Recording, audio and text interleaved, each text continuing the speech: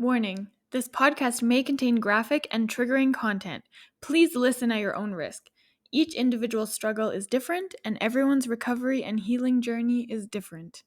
Please reach out to a certified medical professional if you need help.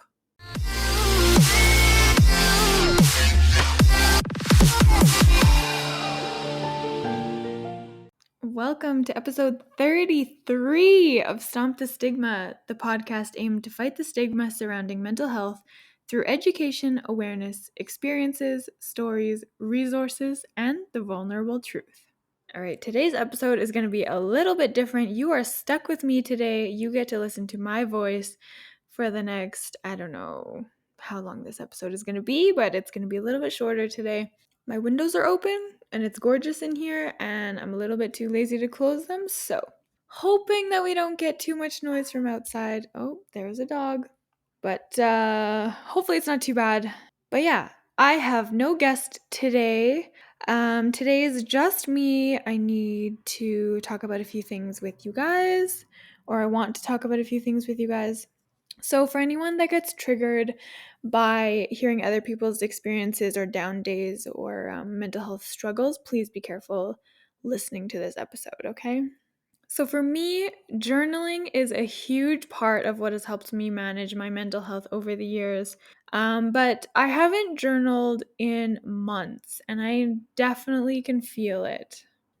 I found that I've been so focused on other things that I haven't made the time to journal. I've been so focused on just life in general, and I haven't really made the time to journal. But this week, I'm in desperate need of a journal session. So, for this week's episode, I decided to make it into a verbal journal entry just so I can express some things, get some stuff off my chest a little bit easier, a little bit quicker than writing it all down and taking the time to write it all down. So sometimes all you need is just an outlet or a platform or a means of expressing yourself, whether that is through words, through song, through anything. So here I am today. Let's get to it. First, I just want to say this is not a cry for help.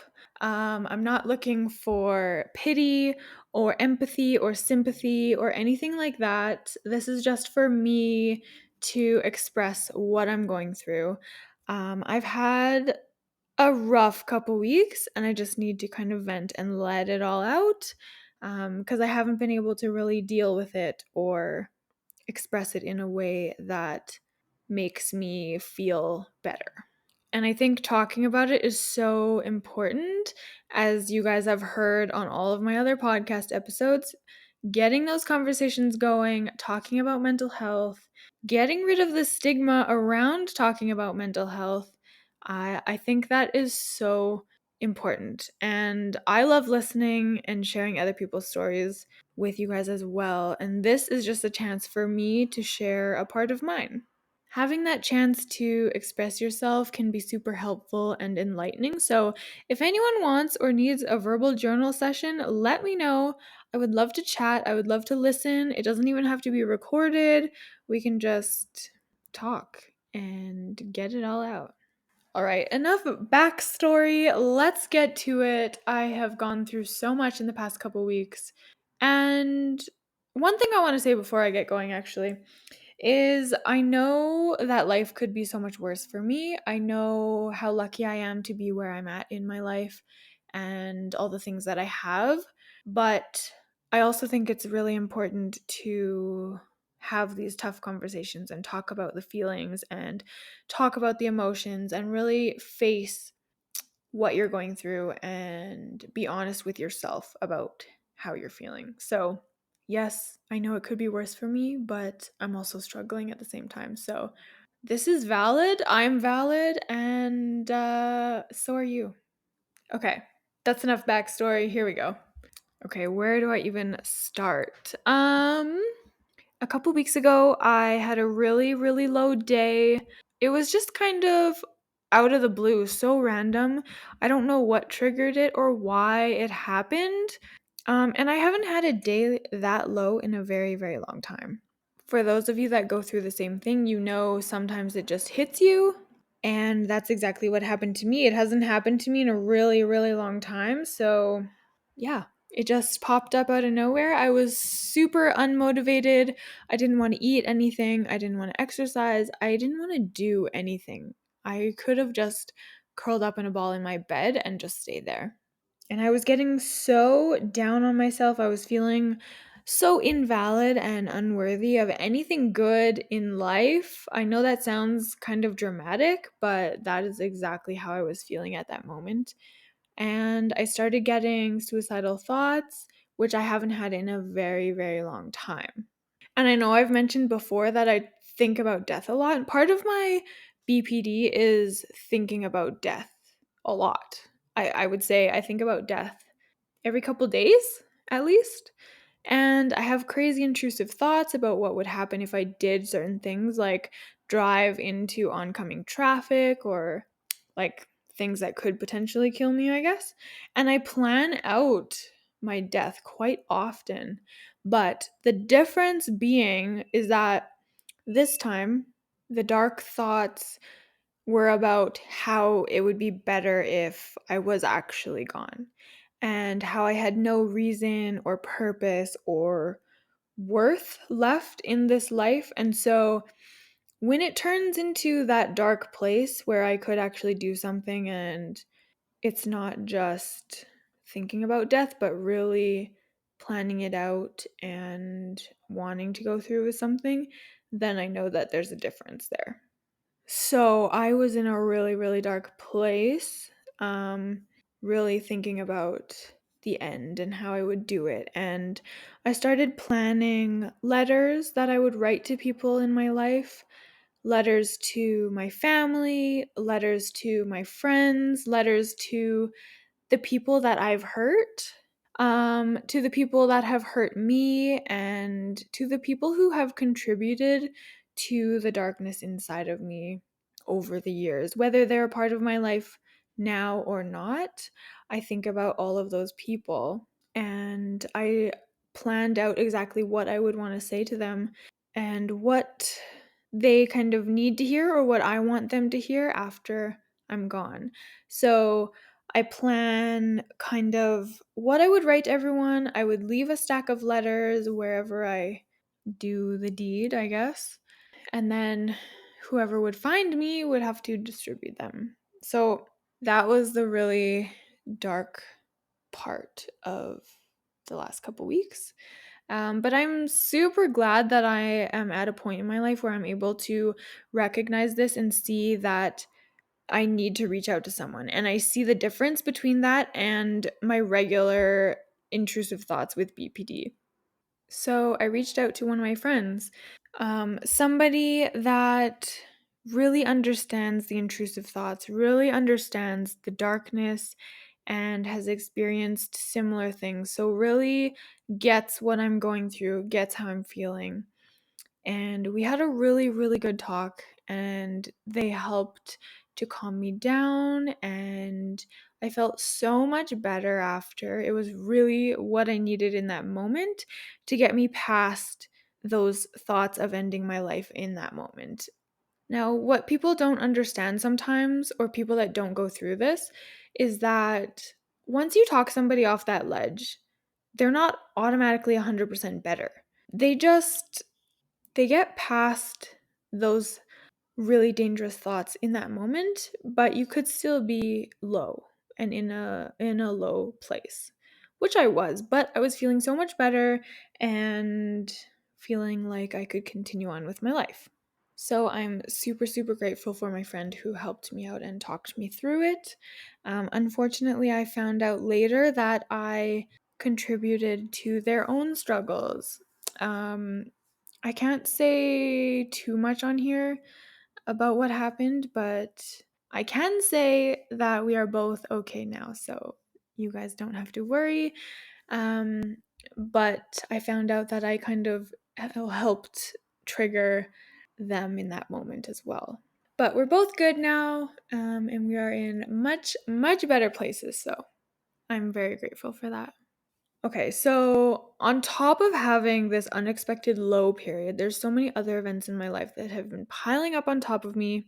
As you guys know, or as you've heard me talk about in the past, the gym and martial arts are my happy place. I go kickboxing at least a few times a week. And a couple weeks ago, I hurt my wrist.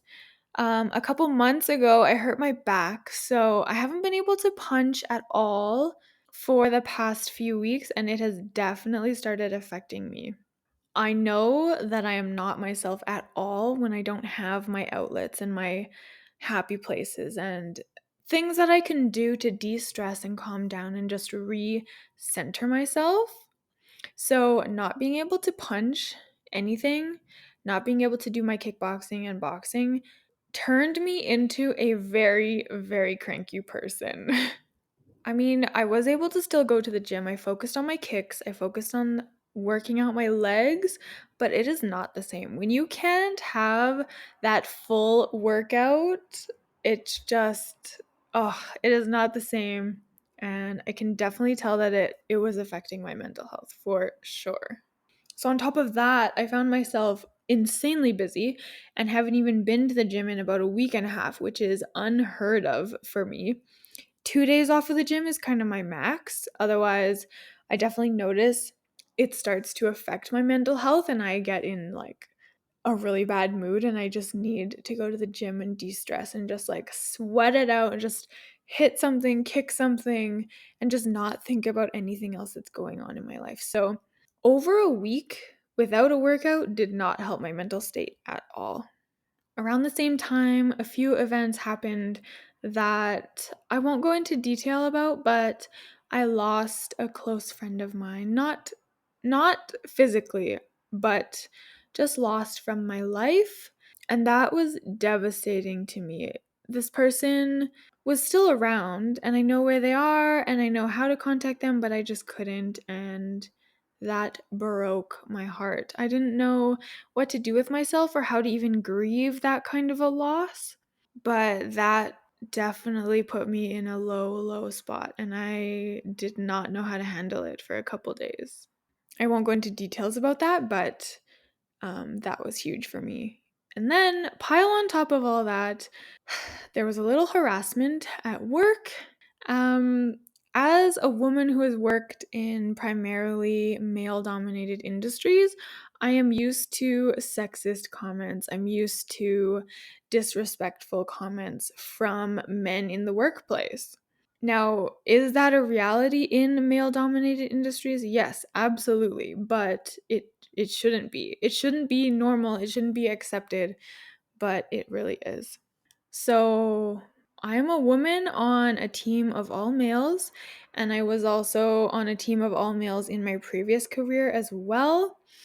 So, I'm used to being the only girl around. I'm used to dealing with men on a daily basis, and I'm used to interacting with them. I'm used to kind of how guys talk to each other. They kind of forget that I'm around sometimes and just let it all loose, and you kind of get used to those kinds of comments and derogatory remarks and things like that. But sometimes they get directed towards me as well. I mean, don't get me wrong, my team is my family. My old team is also my family. I will always be one of the guys. They will have my back no matter what.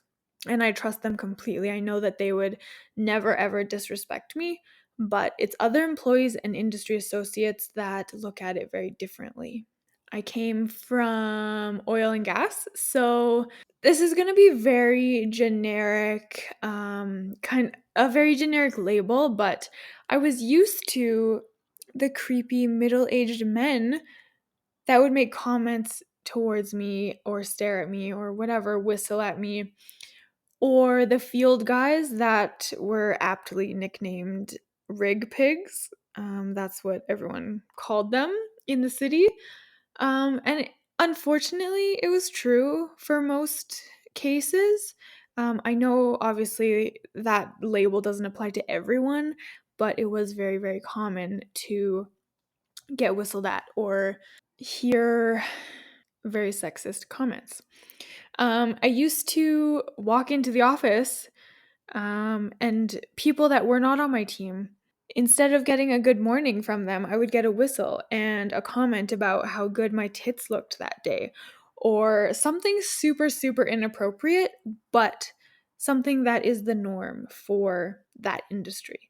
And I find that male dominated industries are a lot like that, or they're like that very often.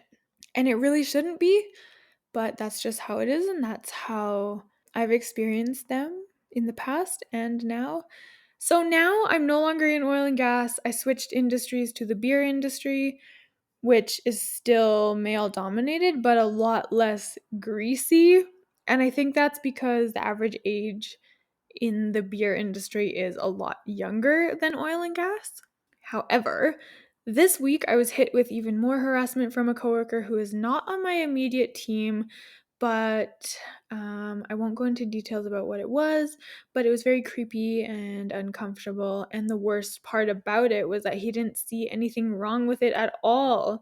He just thought it was perfectly fine to say. And then when I called him out on it, he made me feel like it was my fault, and he apologized for the fact that I took it the wrong way, which is not an apology at all.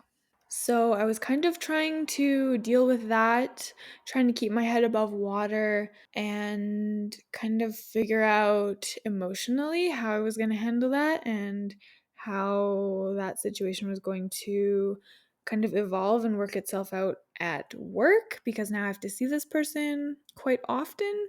Not every day, but we're still like around each other sometimes. So getting through that, but on top of everything, I'm in the process of selling my house. So it's been really stressful, really emotional, really overwhelming the last couple of weeks with all of these things piling on top of each other. I know that it could be so much worse, but all of these things is just a part of what is happening in my life right now, and it's just stressing me out. I even got a stress induced period for the first time, which has never happened to me before. For people out there that don't know, some birth control can cause you to not get your period at all. So I haven't had a period in a very long time since I started this particular birth control. So when I got my period last week, I knew it was because of everything that was happening in my life, and I knew it was stress related and stress induced. And that's when I kind of realized, okay, you are so overwhelmed, so exhausted, so stressed out, you need a break. And you need to just kind of take a breather, figure it all out, and just relax a little bit. All of that was piling up on top of me. I started out with a super low day at the beginning of the week, and by the end of the week, there was all of these other things that piled on top, and I just kind of broke down. I was so lost, and I felt so alone and somewhat broken. Like I couldn't handle my life anymore. Even though I'm so lucky to have the life that I do, I just felt like I could not handle it. Like I said before, this is not a cry for help. This is not a sympathy episode. This is not an attention seeking episode. This is just a little rant, a little vent, if you will. I just needed to get it off my chest, be kind of honest with myself about what happened, what I went through, how I'm feeling about it. So, yeah, thank you for listening. But I'm very happy to say that I'm doing so much better than I was even a few days ago. I was in such a dark place, one that I really haven't been in or been to in years. But I did manage to make it through with a little help from my friends, a little help from all of my coping mechanisms, and the fact that I'm in a place where I can realize that I do need help or that I'm in a bad place and that it's not going to last forever. One thing that I was told by a friend a while ago is that when you're feeling down or at your wits' end, just tell yourself to make it through one more day and then reevaluate where you're at. So, when I was in that dark place, kind of planning everything, planning the end, ready for the end, I did tell myself to just make it to tomorrow and then reevaluate. And then if you make it to the next day and then you're kind of still feeling those things, well, make it to tomorrow. Make it one more day and see how you're feeling. And you know what? It works. It really, really does. That one day can mean the difference between life and death. I held on for one more day and I'm still here and I'm pretty happy that I am. I know I have so much to be grateful for and so much that excites me in life. I'm really glad that things didn't work out the way that I wanted them to last week. I think allowing myself to feel what I was feeling and acknowledge what I was going through was really huge for me these past couple weeks. I was also able to talk about each thing that was piling up on top of me to or with different people. So, depending on the friendship, depending on the situation, I can talk about certain work things with different coworkers. I can talk about, like, I turned to one of my friends when I was feeling low. I can talk about my house stress and my girl stuff with my girlfriends. So, depending on those friendships, you can talk about each different thing with different people. It doesn't have to be all in one place, it doesn't have to be all piled on to one single person. And so, just being able to talk about everything, talk it out, even if it's not being fixed by that other person, just having someone there to listen is huge, and that made me feel so loved and so important, and like I had a reason to keep going because there was people in my life that really cared about me and really cared about how I was doing and how my mental health was. So I'm really, really grateful for my friends for supporting me. I think that's a big one. For people that don't experience these mental health struggles, one of the biggest things is just being able to sit there and listen, or even just sit there at all with somebody who is struggling. If you just sit beside me and just let me kind of work through everything, you don't have to talk, you don't have to do anything. You just have to be there for me and with me in those moments. Okay, if you've made it this far, thank you so much for listening to me rant. I know it's not that exciting, but for me, this has been very therapeutic and I just needed to get it out. And just remember that if you are in the same boat as me, if you're feeling down, as cheesy as it sounds, you really are never alone. Whether you turn to a friend or a family member or seek solace in this incredible online community that we have, just know that there's always someone out there that understands what you're going through, that understands how you feel, and there's always someone that will be there to support you or sit with you or listen to you in any way that you need. You are all worthy of love and of life and of happiness, and not every moment is going to be great, but acknowledge that and allow yourself to feel what you need to feel. And just remember that you are stronger than you think you are. I know that sounds super cheesy as well, but it is so true. After that crazy roller coaster of emotions couple of weeks, I have come out of it feeling like I've learned so much about myself. In the past, when I would go through episodes like this, I wouldn't know how to handle it and I wouldn't know how to get through it. And the fact that I now understand my feelings and can really sit with those feelings, it's a huge step for me and it's very, very exciting. So now I kind of understand my feelings. I kind of understand the emotions that I went through. I understand a little bit more about my illnesses, my coping mechanisms, what works, what doesn't work for me, what I need and what I want when I'm having one of those low moments, what I need to let myself do or let myself feel. For anyone that is going through mental health struggles, that is a part of the journey. Figuring out what you need in those moments and what makes you feel better, that's a huge part of it. So I really encourage you guys to try different things to see if they work, and eventually you will find it. Because everyone's case is different, everyone's feelings are different. the way that you handle situations is different. So just experiment until you find what works for you. And there's no wrong way of going about it. Anyways, thank you guys for listening to my rant if you've made it this far. This was much needed for me. I needed this one so bad. I hope that maybe somebody could relate to how I'm feeling. And I hope that if you can't relate, that you at least learn something about helping those who struggle and kind of what we go through sometimes. Have a great week, everyone. And next week, I promise we will be back with a new interview I know you will love. So, thank you for listening. Tune in again next week, and I will talk to you guys in a bit.